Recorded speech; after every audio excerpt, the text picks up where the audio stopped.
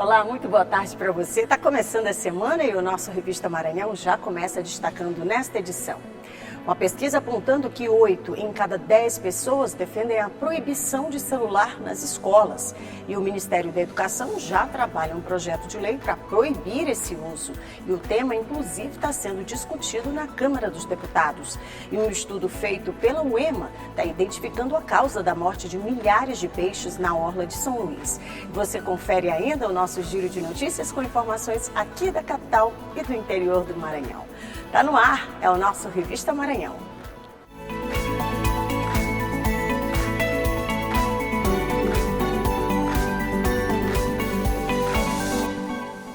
E tá começando a semana, graças a Deus, é mais uma semana, né? Que seja positiva, que seja carinhosa com todos nós e que seja também aquela semana bem próspera, tá? Para tudo aquilo que você está precisando aí do outro lado. E tenha fé, porque se a gente não colocar fé, não tem como dar o primeiro passo não, tá bom? E é com essa certeza, viu, que a gente já começa o nosso Revista Maranhão, trazendo aqui, inclusive, pedindo, na verdade, a atenção dos pais, você que está aí do outro lado. Porque tem uma discussão que tem sido um destaque, viu? Cada vez mais. É o uso do celular na escola. Uma pesquisa está revelando que 8 em cada 10 adultos é contra e defende, inclusive, a proibição desse aparelho dentro da escola. E você? O que acha desse assunto, hein? A gente foi para as ruas saber a opinião das pessoas. A hora do recreio é o momento do Igor relaxar, depois de horas na sala de aula. Mas há quem prefira passar o intervalo assim, de olhos vidrados no celular. O Igor colocou o aparelho no bolso e preferiu jogar com os amigos de turma o tradicional futebol de mesa. É de suma importância a gente conseguir socializar com outras pessoas durante o recreio, porque com o celular acaba sendo impossibilitado disso. E a gente tem que fazer novas amizades, tem que fazer algumas atividades lúdicas, alguns exercícios físicos, para a gente não ficar nem sedentário por não praticar exercício e nem ficar uma espécie de uma pessoa antissocial por não conseguir socializar com outras pessoas. Então acredito que seja de suma importância se desconectar do mundo virtual às vezes. Esta escola particular em São Luís oferece jogos e outras opções de diversão durante o recreio, para que os alunos possam fugir um pouquinho daquilo que hoje é o mais comum, o uso do celular. Quando acaba o recreio, eles têm que deixar os celulares nesta caixa, na sala, e só pegam o aparelho de volta no fim das aulas. A ideia não surgiu à toa. Foi uma estratégia dos educadores para diminuir o vício dos estudantes pelas telas dos aparelhos. Nós começamos com uma sensibilização inicial com todas as famílias, fazendo palestras, fazendo um momento de conscientização sobre o uso adequado do celular e as crianças sendo envolvidas nesse mundo digital. Depois fizemos um momento de palestras e workshop com os nossos alunos, trabalhando os malefícios, os pontos positivos de usar essa tecnologia. E por último, nós estamos com os escaninhos, que a gente chama, que são caixinhas, onde eles podem guardar os seus celulares na hora que chegam para o primeiro horário de aula, só podem retirar na hora do intervalo ou de uso restrito pedagógico. No fim do mês de outubro, a Comissão de Educação da Câmara de Deputados aprovou um projeto de lei que proíbe o uso do celular em escolas públicas e privadas no Brasil. De acordo com o PL, o uso deve ser proibido dentro das salas e também nos intervalos, e a utilização do aparelho só deve ser permitida para fins pedagógicos ou didáticos. A proposta seguiu para análise da Comissão de Constituição e Justiça, e os educadores em todo o Brasil estão por dentro do projeto e concordam que esta pode ser uma boa saída. É importante frisar que esse projeto de lei que está tramitando, ele até evita até nos intervalos o celular, não é só durante as aulas. E ficamos felizes que nós, enquanto escola, já estamos desenvolvendo um intervalo lúdico de forma criativa que ele também não sinta nem vontade de pegar no celular. Então, acreditamos que as propostas pedagógicas que os colégios já desenvolvem, aliado à questão da lei incorporado, isso vai melhorar ainda mais a questão do uso do celular no colégio. Nesta outra escola, o uso do aparelho também é controlado com a mesma flexibilidade. Aparelho somente nos intervalos e quando autorizado pelos professores em sala de aula. A psicóloga que acompanha alunos e pais destaca a importância do monitoramento na escola. Quando a gente chegou no segundo semestre, assim, o salto de atenção, de interação, socialização entre eles, participação, aumentou significativamente. E aí os pais, vendo o retorno, colaboraram ainda mais com a gente. Não, realmente, eu estou percebendo ele mais atento, estou percebendo percebendo que ele traz mais, ele escreve mais aquilo que foi dito em sala. Eu estou percebendo que ele traz algumas coisas que foram faladas em sala. Então, a gente teve essa colaboração aí da eficácia do que foi proposto pela escola. A proibição do uso excessivo do celular nas escolas é por conta de uma preocupação que tem crescido em todo o mundo. É aquilo que os especialistas têm chamado de nomofobia, um desconforto provocado pela ausência do aparelho celular. Muitos jovens, especialmente os adolescentes, têm apresentado medo, ansiedade e outros transtornos mentais quando estão longe do aparelho celular. É uma problemática, inclusive a palavra é nova, né? A nomenclatura é muito nova para se determinar quando é que a gente está utilizando aquele aparelho de forma excessiva ou causando até um vício.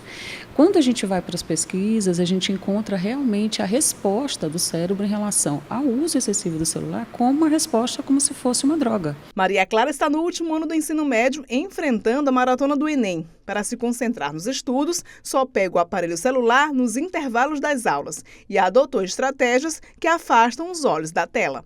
Eu distancio, quando eu vou estudar, eu coloco em um espaço separado. Eu também instalei aplicativos que limitam esse tempo de uso para... Eles impedem mesmo, que se você tenta pegar durante um determinado período, eles te impedem. Eu também instalei alguns aplicativos, principalmente aqueles aplicativos de vídeos rápidos que criam essa dependência na gente. Você viu aí, né? Polêmico. Esse assunto ele é tão delicado e divide, obviamente, muitas opiniões de fato, né? Inclusive, esse tema, ele virou pauta no Ministério da Educação, que está elaborando um projeto de lei para proibir o uso do celular, isso em sala de aula, tá?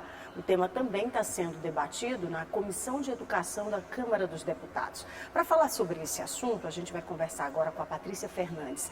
Ela está supervisora de currículo escolar da Secretaria de Estado da Educação. Seja muito bem-vinda. Bom dia, Kate. Muito obrigada. Obrigada pelo convite. É muito importante para nós, da Secretaria de Estado da Educação daqui do Maranhão, conversar, né, por esse debate aí em voga na sociedade, né, e compartilhar com vocês as nossas concepções a respeito disso. Olha, eu sei que quem está do outro lado deve ter levantado essa bandeira da questão, né, de que de fato, assim, pela falta do controle, pela questão mesmo dos nossos jovens, das crianças já estarem tão envoltas ali às telas, né? De alguma forma isso foge ao controle, né? E aí eles terminam pegando ali o celular na sala de aula e aí o que era o tempo para dispor, para realmente estudar e se ater àquilo ali, termina sendo, né, tirado por conta desse celular. Como é que a Secretaria pensa, já que a gente também sabe que a tecnologia, ela precisa de alguma forma amparar, né, essa didática dentro de sala de aula, mas é uma linha tão tênue que a gente fica assim, né, com medo, porque a criançada de fato e os jovens estão cada vez mais imersos nessa coisa das telas, né?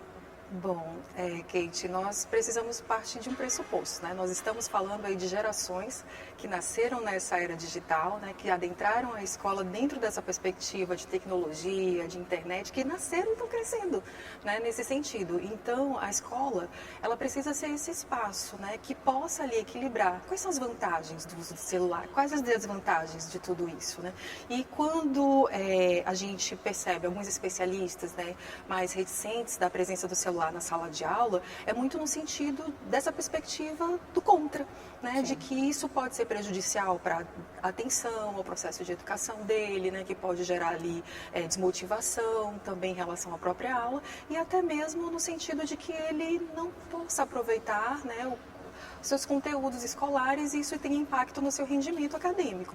Então, nessa perspectiva, o que se pretende é pensar em algo, né, em que possa equilibrar, né, o aproveitamento dessa ferramenta como uma metodologia de ensino, como um processo interativo para engajar os estudantes, para deixar as aulas mais dinâmicas e mais interessantes, né, e aí a gente tem uma perspectiva educacional que pensa dessa forma na educação midiática, com o uso, né, do smartphone, muito nesse sentido de que ele é possível para ser usado como ferramenta pedagógica, orientado, bem planejado e bem pensado. Agora, dentro dessa perspectiva, porque é um desafio, né? Indiscutivelmente a gente sabe que é um desafio. É um desafio para a gente que nós somos, eu sou mãe de 3, né? Você tem ali, eu tenho várias idades dentro de casa, né? Outro dia a minha filha estava me questionando porque na escola dela não pode de jeito nenhum o uso do celular, e ela está no ensino médio.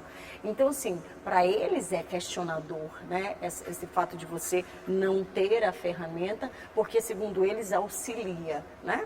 Mas é desafiador, porque você precisa encontrar, de alguma forma ali, um meio termo e a criatividade para fazer com que esse aluno, de qualquer nível, né, de escolaridade, ele possa entender que esta ferramenta deve ser utilizada no ambiente escolar como uma contribuição, né, de repente, para esse ensino-aprendizado. Agora, o próprio Ministério da Educação lança agora, né, essa nota informando que está desenvolvendo um projeto. Como é que vai ser esse caminho? Bom, esse projeto ele em tramitação, ele ainda precisa ser aprovado na Câmara, Sim. enfim, mas ele vem muito desse aporte referencial que nacionalmente nós temos em relação a alguns países, como a França, como a China, a Finlândia, inclusive a Holanda, né, que já tem o banimento do celular, a não ser para uso pedagógico. Sim. E aí também no sentido de subsidiar essas iniciativas de escolas privadas, algumas escolas públicas que ali no seu regimento interno, ou no diálogo e na negociação, nos combinados da escola, com as turmas, né, já fazem isso. Olha, celular só na hora do recreio, né, na hora do intervalo. Então, seria muito para ter esse subsídio referencial legal, né, para apoiar justamente as instituições escolares, os educadores nessa perspectiva. O grande sentido de tudo isso é não perder esse apoio da família na compreensão, né, e na proposição de estratégias e soluções diante dessa situação. Agora, eu vou insistir um pouco mais, porque eu acho que esse é um trabalho que precisa ser feito a várias mãos. Sim. Né? A gente sabe que na mesma via que é importante, né, as pessoas de uma forma geral terem acesso à educação, à tecnologia, fazendo essa associação, é importante a gente entender que se a família não entra com esse suporte, né, de conscientização junto à escola, e a escola, por sua vez, também na coisa da criatividade, do manuseio desse celular, esse aluno, né, seja criança, e eu acho que o perigo está até maior para a criançada que não tem muita noção, né? Pode ser alvo, inclusive, de criminosos, né? E a gente sabe que tem vários casos que é nesse momento que a criança, de repente, está na escola com o celular, que esse criminoso, né, toma esse tempo da criança muitas vezes, né? E isso fora desse ambiente de casa. Então, esse é um trabalho, digamos assim, que é necessário ser feito família e escola. Me parece, é cada vez mais necessário o desenvolvimento de campanhas, de repente, para que esse assunto ele possa ser mais debatido.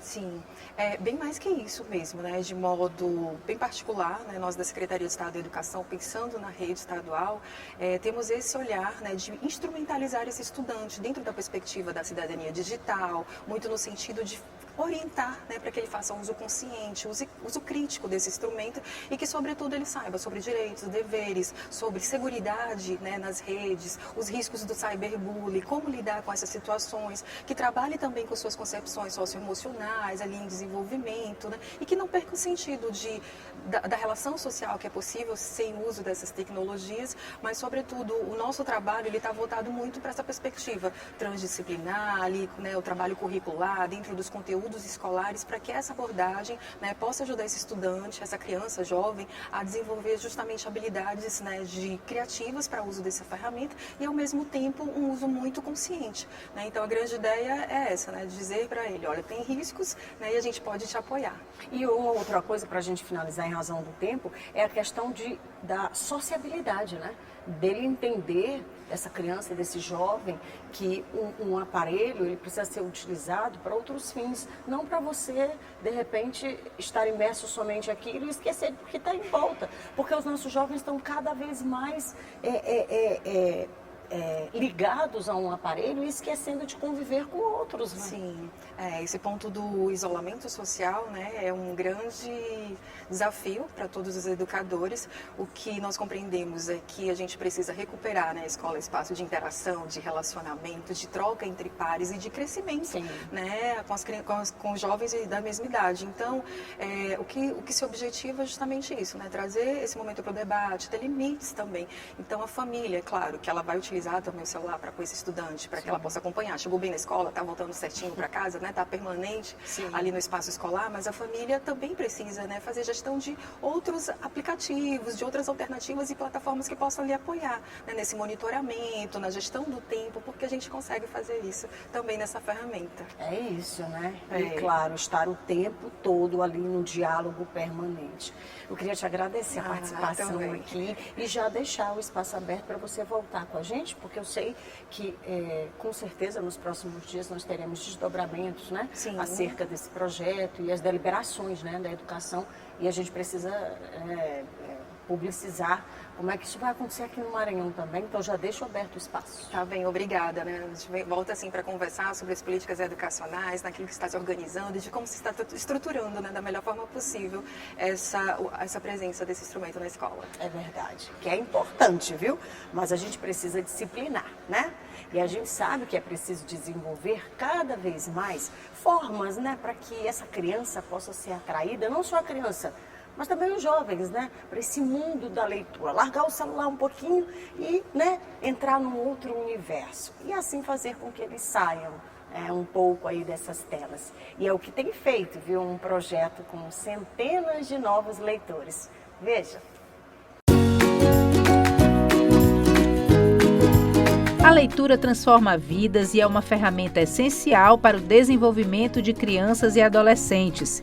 Em São Luís, a ONG Ilha Literária, por meio da Biblioteca Comunitária Monteiro Lobato, desempenha um papel fundamental ao oferecer acesso a um mundo de conhecimento através dos livros, especialmente para quem não tem uma biblioteca por perto. Como CEO do Instituto Mariana, acredito muito que a gente pode mudar a vida dessas crianças que estão conosco, que estão aqui no nosso território, no nosso espaço, e que a gente possa levar isso adiante, deixando também futuras gerações cuidando desse espaço e da literatura como um patrimônio da humanidade. O projeto já impactou centenas de crianças e jovens, promovendo o gosto pela leitura e incentivando a produção literária. Mais de 200 crianças entre 6 e 16 anos participam do projeto de leitura. Por aqui, alguns deles não só leem, mas escrevem os próprios livros. É o caso de Vinícius, Lucas, Raiele e Emily, um grupo de leitores que, apaixonados pelos livros, se tornaram autores das suas próprias histórias. Eu sempre comecei a ler por gibis, que falavam poucos, eu já ia aprendendo leituras e palavras diferentes. Aí depois eu comecei a ler livros infantis que já falavam mais, e foi aí que eu despertei minha curiosidade se eu criasse um livro. Aí eu criei o livro Pedido para Deus. Ele é dedicado à minha bisa que faleceu em 2022, que eu sinto muita saudade dela. E fala que eu sempre oro, eu peço para Deus que Ele cuide muito bem dela. Eu gostava muito de ler gibis e livros um pouco maiores, como livros infantis. Depois eu comecei a ler mangás quando eu fiquei mais velha. Aí veio o interesse de fazer o livro. Eu fiz o livro Espião, porque eu gosto muito desses filmes de espionagem. Além de ler muito cedo, eu sempre escrevi muito cedo. Com 3 anos de idade eu já escrevia muito.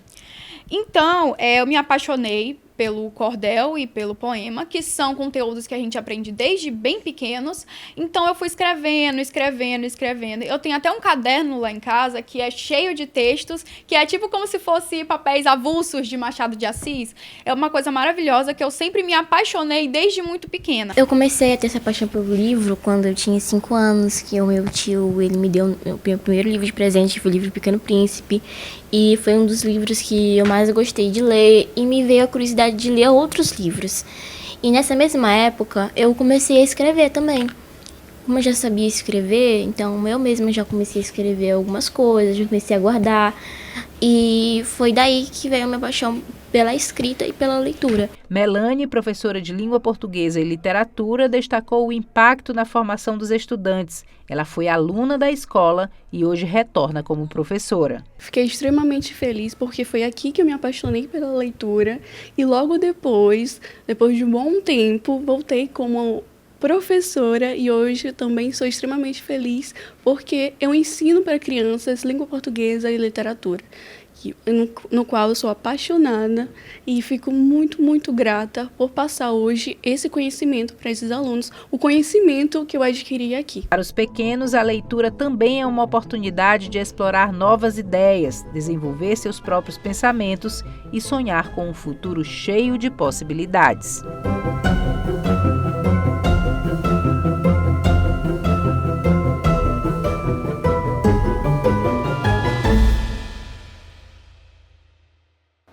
E que bacana, né? Parabéns. E tem mesmo que colocar essa criançada, esses jovens, para desbravar outros mundos, né? O da leitura é sensacional. Eu vou para o intervalo, um instante só. Na volta a gente traz um estudo que foi feito pela UEMA, identificando a causa da morte de milhares de peixes na orla aqui da capital. E tem ainda o nosso giro de notícias, viu? Informações aqui da capital e do interior do Maranhão. É um instante só, eu volto já já. Sai daí não.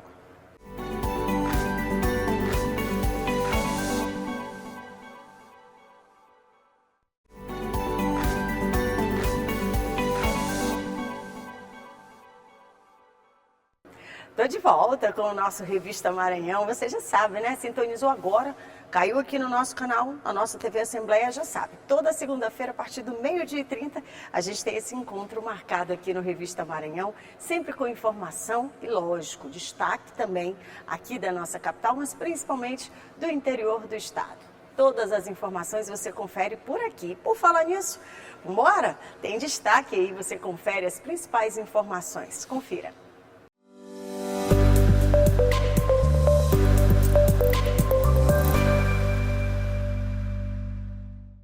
Estes maranhenses estão entre os mais de 4,3 milhões de candidatos inscritos para o Exame Nacional do Ensino Médio, o Enem 2024. Neste domingo foi o primeiro dia de provas e eles tiveram que responder questões de linguagens e ciências humanas, além da redação. Mas como fica o coração de quem já vem se preparando há bastante tempo para esse grande dia? Estou ansioso, claro, né? É o último ano da escola e espero que dê tudo certo. Estou orando bastante, mas vai dar tudo certo.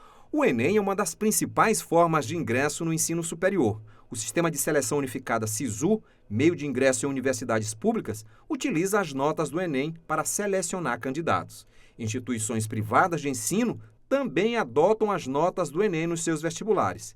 Com todos estes ingredientes, a prova que é feita pelos filhos deixa tenso também os pais. A pressão, né? Porque a concorrência é alta, muito alta, então a gente tem mais aqui esperar, aguardar os resultados depois. Além da tensão e do nervosismo, os candidatos reclamavam em anos anteriores da distância do local de prova. Este ano, a organização do Enem tomou algumas medidas para encurtar essa distância e evitar aquelas tradicionais cenas de candidatos chegando com os portões já fechados. E a mudança foi aprovada por quem presta o exame este ano. Eu moro bem aqui perto, graças a Deus. É a primeira vez que você faz? Não, a segunda vez. E da outra vez foi mais distante ou não? Foi distante, um pouquinho. Mudou agora esse ano? Isso. Melhorou? Isso, graças a Deus. No próximo domingo, os candidatos voltam para completar o Enem. Aí será a vez das provas de matemática e ciências da natureza, englobando química, física e biologia.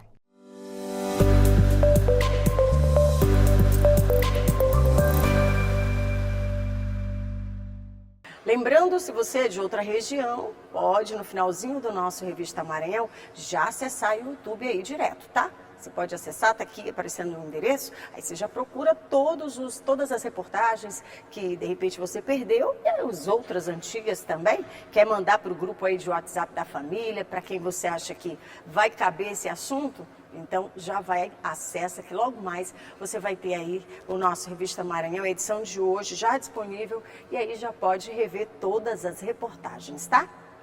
Vamos seguir? Agora falando sobre a Secretaria de Segurança Pública, que está atuando na recuperação de celulares roubados. Aqui na capital foram mapeados os bairros com pontos de venda ilegal de aparelhos. O programa Meu Celular de Volta é uma iniciativa do governo do estado que visa apoiar as forças de segurança na recuperação de celulares roubados, furtados ou perdidos. Coordenado pelo Sistema de Segurança Pública, este programa foca na identificação e combate à venda de aparelhos ilegais ou com indícios de roubo ou furto na capital. Esse programa é um ciclo, ele vai continuar semana a semana com o objetivo de coibir, como a gente explicou na abertura do programa, a venda de celulares e a aquisição de celulares produtos de crime. E vamos fazer posteriormente a restituição aos legítimos proprietários. A Polícia Civil do Maranhão já está em operação na busca e apreensão em estabelecimentos e pontos de revenda de celulares roubados e furtados em São Luís. Recentemente, foi apresentado um balanço da terceira fase do programa, destacando ações de caráter educativo. Essa operação também tem um cunho educativo, mostrar para a sociedade que as forças policiais também vão buscar, identificar e responsabilizar quem comercializa celulares clandestinos e aqueles que insistirem em continuar nessa prática. O nosso objetivo e a nossa busca é fechar esses estabelecimentos. Atualmente foram expedidos 15 mandatos de busca com a participação de 60 policiais. A primeira fase da operação concentrou-se na intimidação de possíveis suspeitos, enquanto a segunda teve como objetivo a recuperação de aparelhos. A terceira fase focou no combate ao comércio e à revenda desses celulares. A Polícia Civil já identificou aqui na capital 4 locais de venda ilegal de celulares roubados, incluindo os bairros do São Cristóvão, Cidade Operária, Cidade Olímpica, Vila Conceição e o centro de São Luís. A gente focou nessa etapa tanto em lojas físicas, né, que atuam com venda de aparelhos celulares, venda e conserto de aparelhos celulares, como também algumas pessoas sobre as quais recaem algum tipo de suspeita no envolvimento dessa prática, seja no comércio, seja também no desbloqueio desses aparelhos oriundos de crime. Bacana esse trabalho, viu? Mas olha, antes de concluir o nosso Revista Maranhão, deixa eu trazer para você um estudo que foi realizado pela Universidade Estadual do Maranhão, que é a UEMA, e tem possibilitado a identificação da causa da morte de milhares de peixes aqui na orla de São Luís. A UEMA tem se tornado, inclusive, referência nesse tema. Não se trata de poluição, nem do uso inadequado de instrumentos de pesca. A mortandade de milhares de peixes na orla de São Luís tem uma explicação. O fenômeno é o ninho. A identificação das causas só foi possível graças a um estudo conduzido pela Universidade Estadual do Maranhão. Dentro do que a gente observou, né, o que está ocorrendo é a mortalidade causada pela alteração climática. A gente tem ocorrência de El Niño, né, um dos mais fortes já registrados, está no ano atípico, né, e essa alta temperatura no ambiente vem causando a redução da absorção do oxigênio na coluna d'água e, por conseguinte, menor oferta de oxigênio para essa espécie, que ela tem uma agregação reprodutiva, entra nos estuários, né, em locais mais fechados, e quando encontra uma baixa disponibilidade de oxigênio, vem a óbito. Todo o trabalho será apresentado em um resumo durante a Semana Agrária, que deve acontecer no próximo mês na universidade. O laboratório da UEMA tem se consolidado como um importante cenário para diversos estudos como este, promovendo avanços significativos e proporcionando aos alunos a oportunidade de enriquecer o currículo acadêmico. De extrema importância pelo fato de que eu estou vendo o curso na prática, entendeu? É uma experiência que eu estou tendo, que eu estou adquirindo bastante conhecimento com o professor também, que é muito vasto de conhecimento, e eu acabo trazendo isso para mim. E repassando também para meus colegas, entendeu? Porque o curso é muito bom e fica melhor ainda quando a gente vai para a parte prática. E eu deixo aqui os parabéns, né? Afinal de contas, são os nossos cientistas, estudiosos, né? Se dedicando aí a tantos temas e é do Maranhão. Que bacana. Parabéns, viu, gente? Estou indo embora, me despedindo de vocês, desejando mais uma vez que a semana seja de tranquilidade, tá bom? De muita fé, mas também de esperança. Fiquem com Deus e em paz. Na semana que vem, se Deus quiser, a gente está de volta, tá? E durante todo o dia você tem informações de muita qualidade aqui na sua TV Assembleia. Tchau!